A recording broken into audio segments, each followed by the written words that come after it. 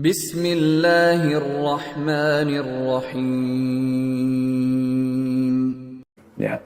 Jadi nggak ada sebenarnya. Setan-setan ini tidak punya kedudukan. Mereka di bawah manusia sebenarnya. Ya. Terbukti Allah mengutus 120.000 sekian nabi dan rasul, semua dari manusia, nggak ada dari jin. Nggak ada dari jin sama sekali. Ya.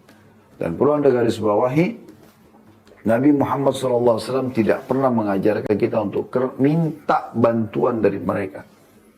Tidak pernah. Bahkan jin muslim pun tidak.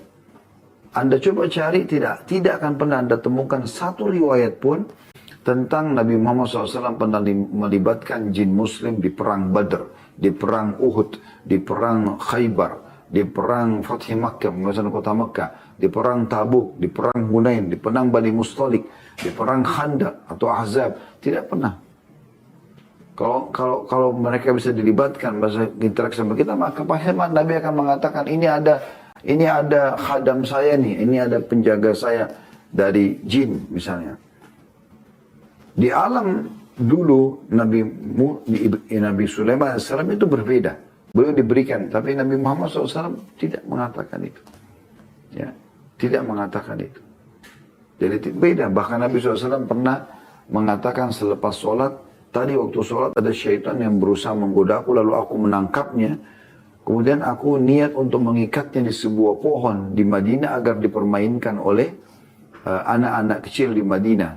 Kalau bukan aku mengingat permintaan saudaraku Sulaiman agar diberikan kerajaan tidak layak untuk orang sesudahnya, maka aku akan lakukan itu. Tapi Nabi SAW tidak lakukan itu. Tidak lakukan sama sekali. Maka orang kalau mengatakan, oh saya punya khadam dari jin, muslim kok. Dari mana dalilnya?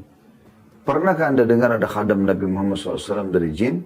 Atau khadamnya Abu Bakar, Umar, Uthman, Ali, Talha, Zubair, atau sahabat-sahabat Nabi yang lain? Atau ummahatil mu'minin, istri-istri Nabi, Aisyah, Hafsah, Zainab, Juwairiyah, ya, Sofiyah, Hafsah. Pernah Anda dengar? Atau Anda pernah dengar dari sahabat-sahabat Nabi yang mulia seperti Nusaybah binti Ka'ab, Ummu Sulaim, atau Rumaisah, atau yang lainnya? Tidak akan Anda temukan. Justru mereka jauh dari alam-alam ini. Sementara di alam dukun-dukun ini memang mereka mengajak kepada alam gaib itu. Mereka sengaja kasih sesajen-sesajen untuk minta kepada setan-setan ini. Jadi riwayat yang pertama ini menjelaskan kepada kita tentang bagaimana sikap orang-orang kafir Quraisy, ya. Dan Allah jelaskan dalam surah Jin, surah nomor 72, salah satu potongan ayatnya adalah fazaduhum rahaqa. Maka setan di sekitar lembah itu, ya, makin mengerjain mereka. Karena itu sebenarnya, ya. Jadi asalnya tidak ada apa-apa. Di Indonesia kalau rumah ada orang bunuh diri, nggak mau dibeli. Bahkan dijual murah pun tidak mau. Kenapa? Nanti ada ruh gentayangan. Dari mana dalilnya ada ruh gentayangan? Tidak pernah ada ini. Tidak akan pernah ada namanya ruh gentayangan. Semua ruh masuk ke alam barzah. Kalau alam barzah ini, dia beriman, dia akan nikmati kuburannya menjadi taman dari taman surga. Sebagaimana menjelaskan dalam hadits Bukhari. Atau dia akan menjadi lubang dari lubang neraka dan disiksa. Orang kalau bunuh diri itu dosa. Dia lagi dihukum, ya. Dia lagi dihukum di dalam kuburannya. Begitu dalam hadits Nabi Muhammad SAW. Bagaimana bisa ada keyakinan dia gentayangan? Apa yang digambarkan di sinetron, di film-film, nanti ada kuburan terbuka, pocongnya loncat-loncat, ketuk-ketuk pintu, tembus tembok. Dari mana ini? Ada yang diantara Anda pernah lihat buktinya itu? Itu cuma digambarkan. Kecuali Anda sudah terlanjur takut sekali sama syaitan, syaitan seakan-akan nampakkan itu mungkin. Tapi umumnya tidak akan pernah. Teman-teman sekalian, kalau syaitan seperti yang Anda yakini selama ini, ya, mereka kuat, mereka segala macam. Kira-kira kita masih bisa duduk ta'lim seperti ini? Anda masih bisa makan, Anda masih bisa tidur? Nggak akan pernah bisa.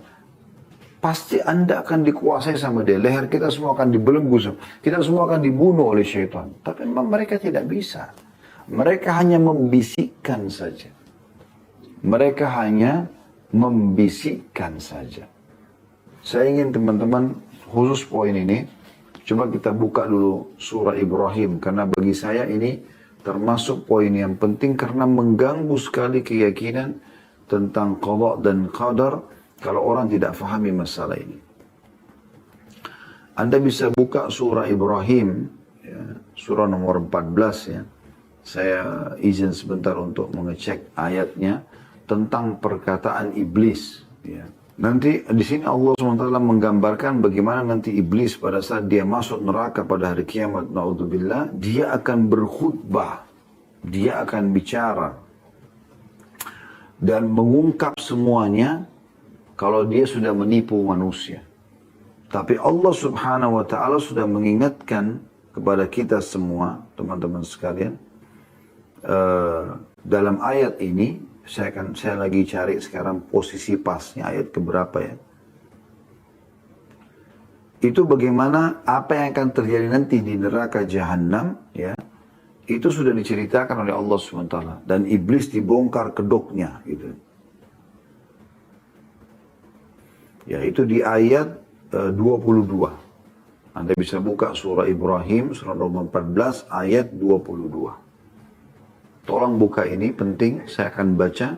Sekali lagi surah Ibrahim surah nomor 14 ayat 22. Saya bacakan. A'udzu billahi minasyaitonir rajim. Apa yang terjadi nanti di neraka Allah sudah buka untuk orang beriman sekarang di dunia. Wa qala asy-syaitanu lamma qudiya al-amru innallaha wa'adakum wa'dal haqqi wa wa'adtukum fa akhlaftukum.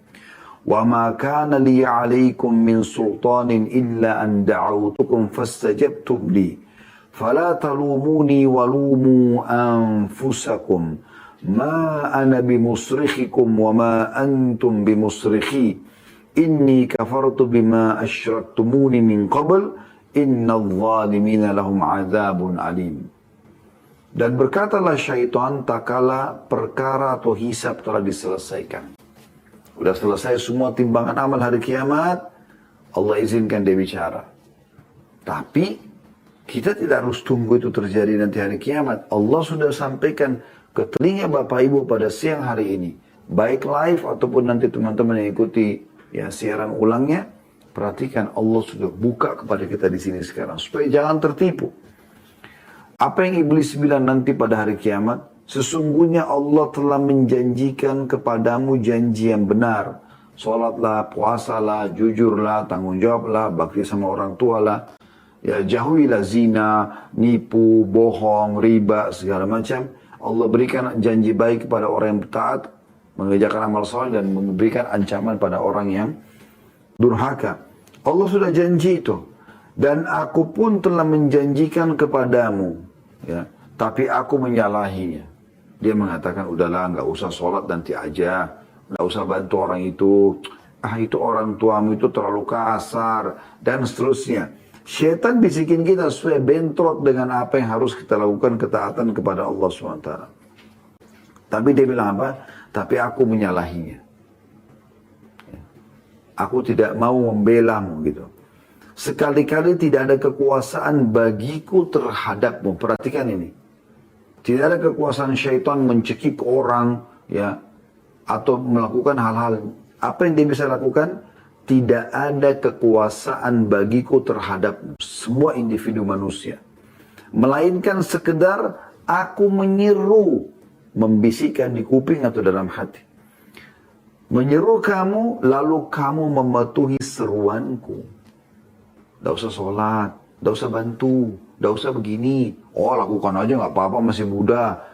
Begitu. Cuma itu saja. Nggak lebih daripada itu. Syaitan nggak akan pernah menjelma jadi wujud dia yang asli. Tarik tangan kita. Kau harus berzina. Kalau nggak saya akan bunuh kamu. Kau harus mabuk. Kalau nggak saya akan bunuh. Tidak akan pernah terjadi. Ya. Oleh sebab itu, ini syaitan bilang, iblis mengatakan di neraka. Ya. Janganlah kamu mencerca aku. Akan tapi cercalah dirimu sendiri. Seakan-akan syaitan bilang, bodoh bener. Kamu kan yang ikutin aku. Jangan salahin aku dong. Nah gitu bahasanya. Aku sekali-kali tidak dapat menolongmu. Dan kamu pun sekali-kali tidak dapat menolongku. Sesungguhnya Aku tidak membenarkan perbuatanmu mempersekutukan aku dengan Allah sejak dulu. Bisik-bisik aja. Ya. Sesungguhnya orang-orang yang zalim akan mendapatkan siksa yang pedih. Perhatikan, iblis akan mengatakan ini kepada para pengikut-pengikutnya yang akan masuk neraka bersama dia. Nah, ini kan penipuan luar biasa gitu dari iblis itu sendiri. Jadi sadari teman-teman sekalian.